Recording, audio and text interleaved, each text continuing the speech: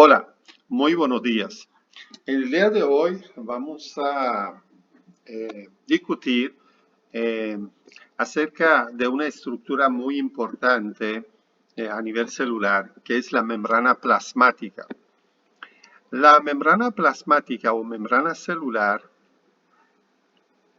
cubre la superficie celular y divide el ambiente interno del ambiente externo de la célula. Vamos a suponer que es el espacio intracelular y ese es el espacio extracelular. Entonces, esa membrana divide el espacio intracelular y el espacio extracelular. Esa membrana es muy fina, es flexible, pongan atención, es flexible, fina, o sea, de 7.5 a 10 nanómetros. Cuando hablamos de nanómetro, es 1 sobre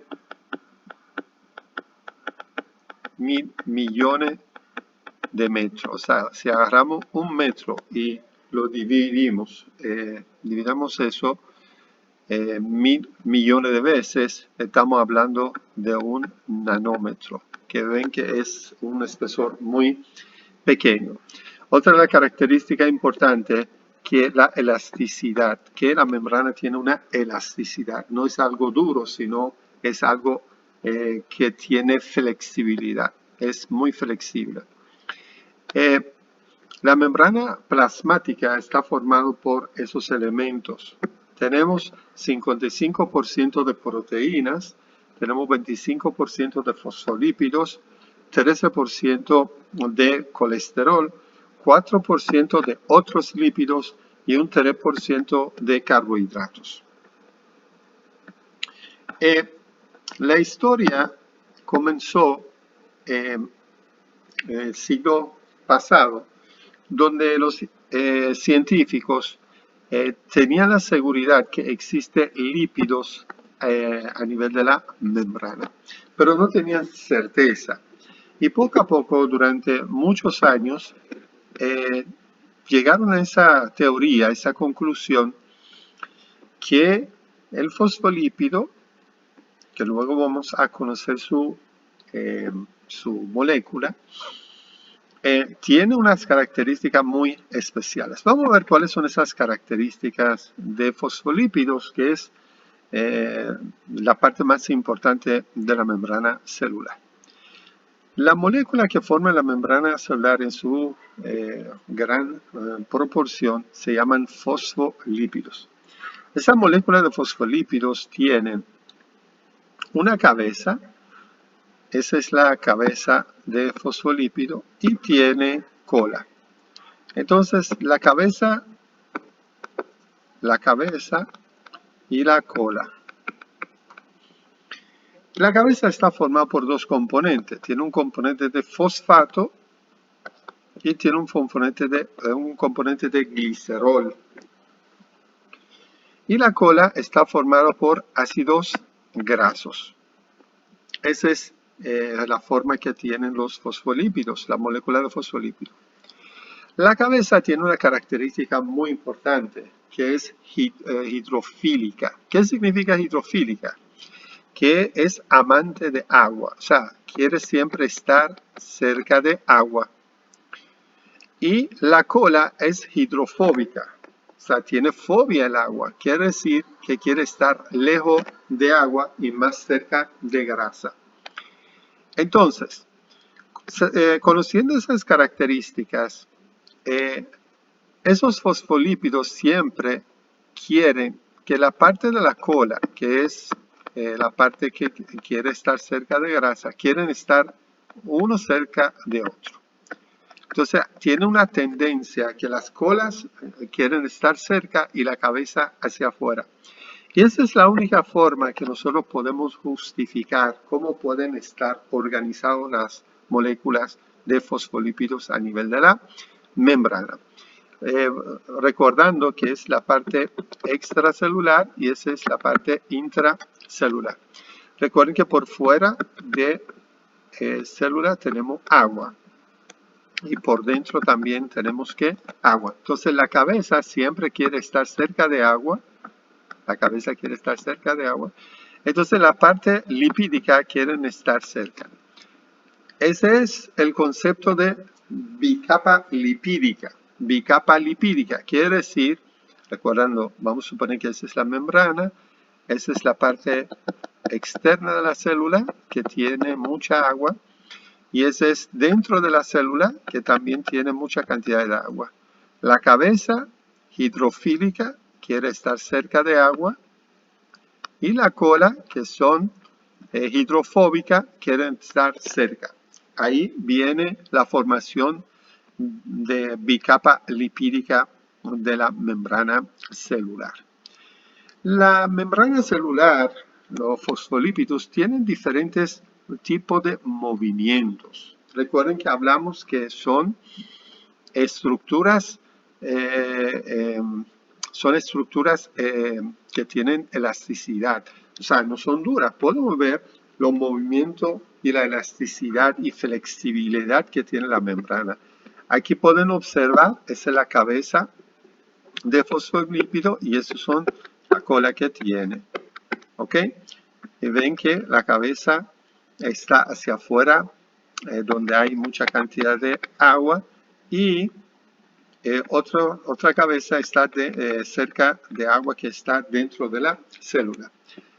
¿Cómo ocurren esos movimientos? Porque hay una flexibilidad. ¿Cuáles son diferentes tipos de movimiento de los fosfolípidos? Tiene un movimiento que se llama rotación. ¿Qué significa rotación? Vamos a verlo en ese video. La rotación es el movimiento de la molécula sobre su eje. Aquí pueden ver el movimiento de la molécula. Vamos a suponer que esa es una molécula. El movimiento de la molécula, el giro que da molécula alrededor de su eje, recibe nombre de rotación. ¿Ok? Aquí pueden ver eso. Otro tipo de movimiento se llama traslaciones o movimientos laterales.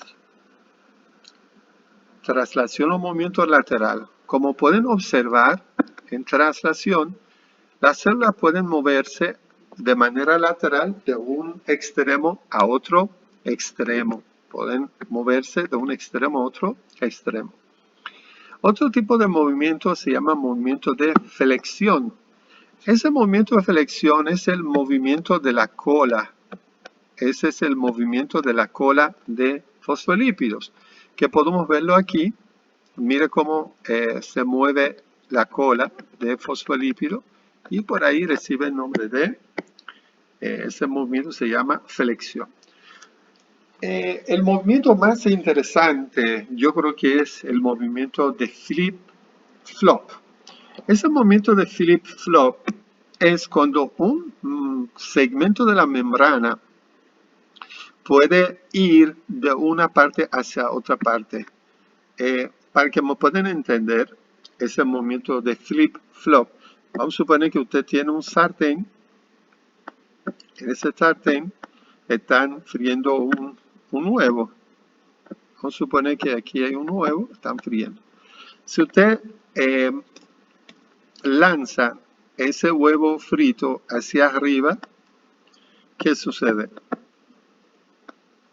Vamos a suponer que lanzamos ese sartén hacia arriba. Entonces, esa parte del huevo, o sea, la yema de huevo, puede dar una vuelta.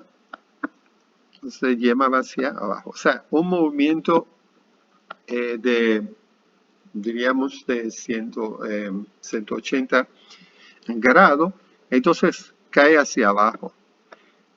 Asimismo ocurre a nivel de la membrana, o sea, un pedazo de la membrana que antes estaba en la parte superior, vamos a suponer, de esa manera, con movimiento de flip-flap puede ir hacia arriba, el pedazo que estaba abajo va hacia arriba y el pedazo que estaba arriba va hacia abajo.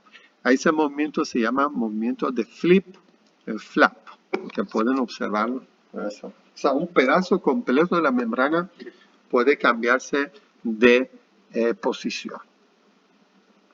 Y a partir de ahora vamos a entender que tenemos una membrana elástica, una membrana que tiene flexibilidad y nada de rigidez. Muy bien. Ahora vamos a ver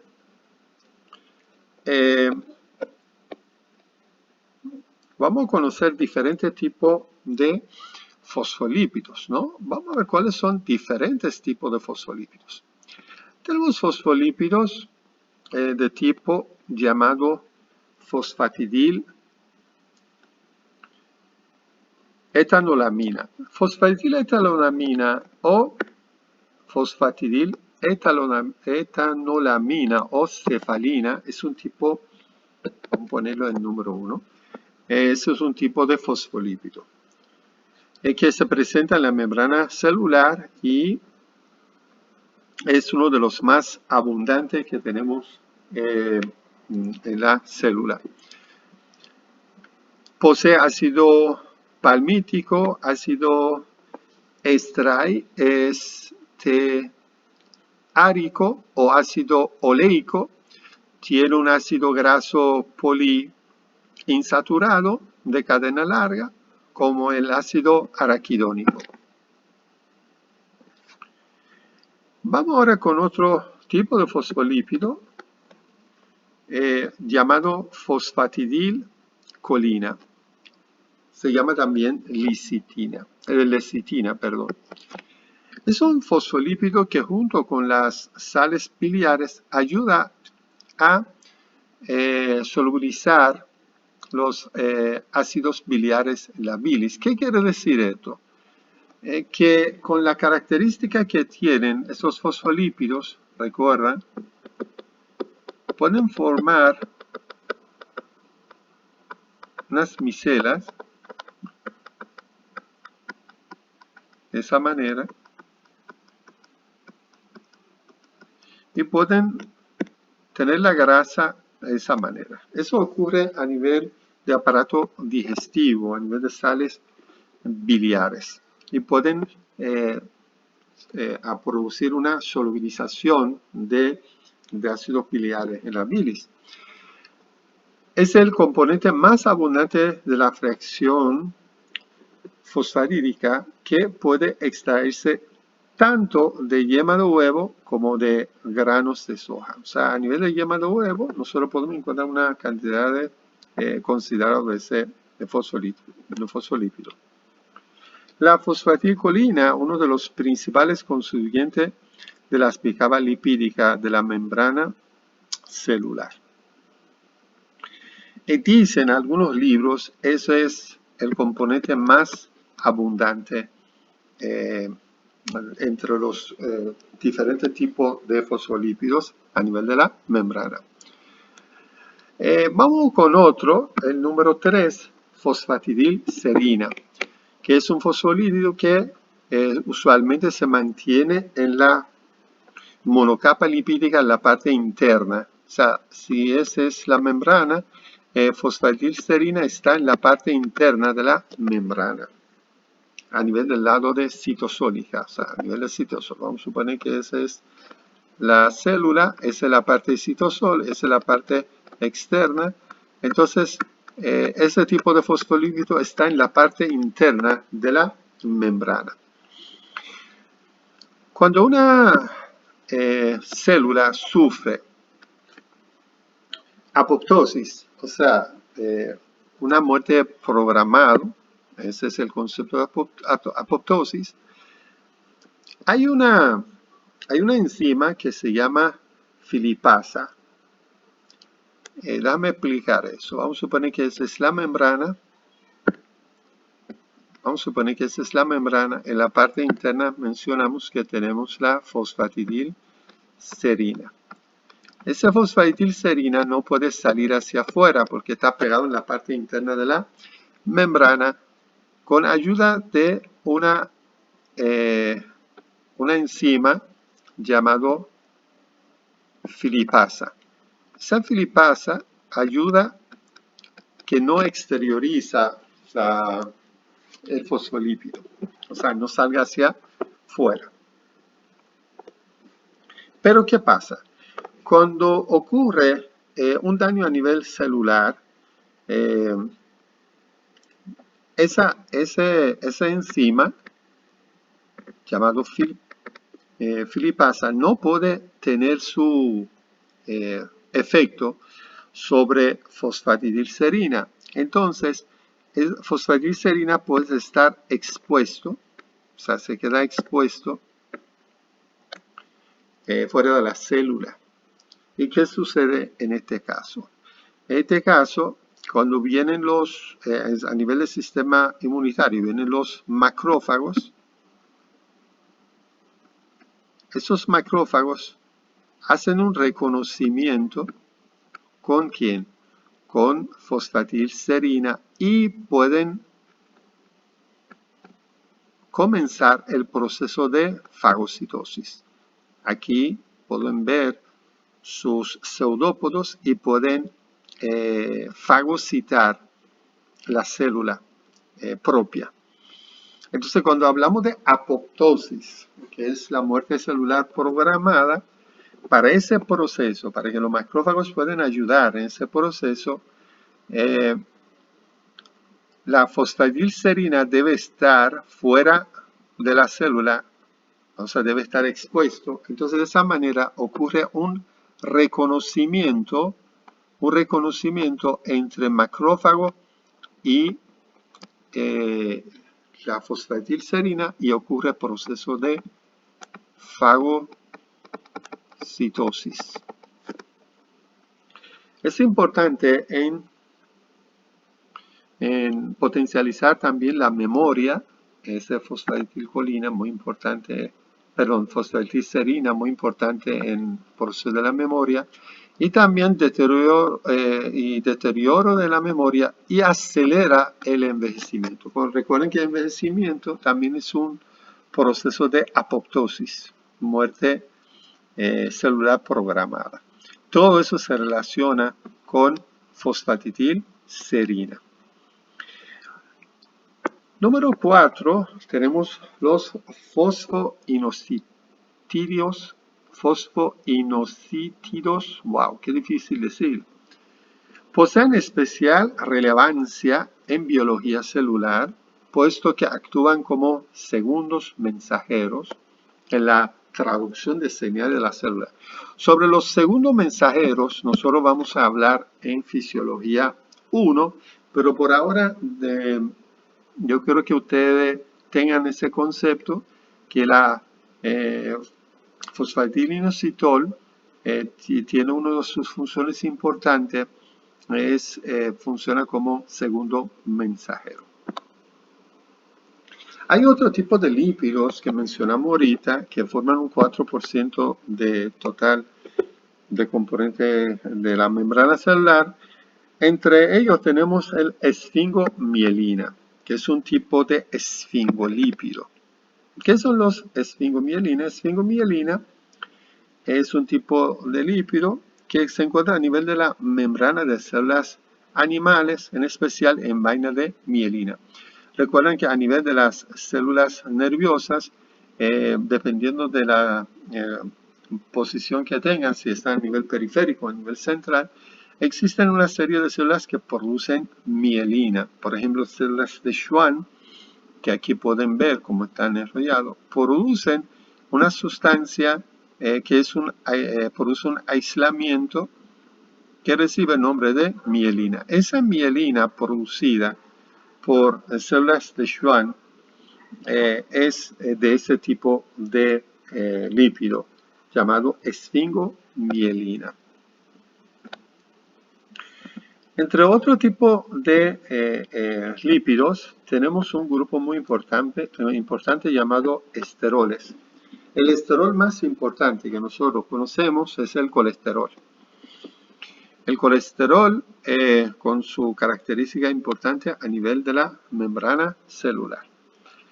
El colesterol es muy importante en fabricación de hormonas esteroideas, por ejemplo, hormonas sexuales femeninas o hormonas sexuales masculinas. ¿Ven la posición que tiene colesterol dentro de moléculas de fosfolípidos? Ahí está el colesterol.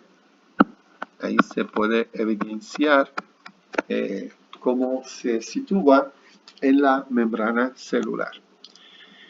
Y por último, quiero mencionar la importancia de colesterol a nivel de la membrana celular. Colesterol tiene diferentes importancias. Primero, que el colesterol, su presencia, o sea, mientras más cantidad de colesterol haya a nivel de la membrana, mayor será la rigidez de la membrana.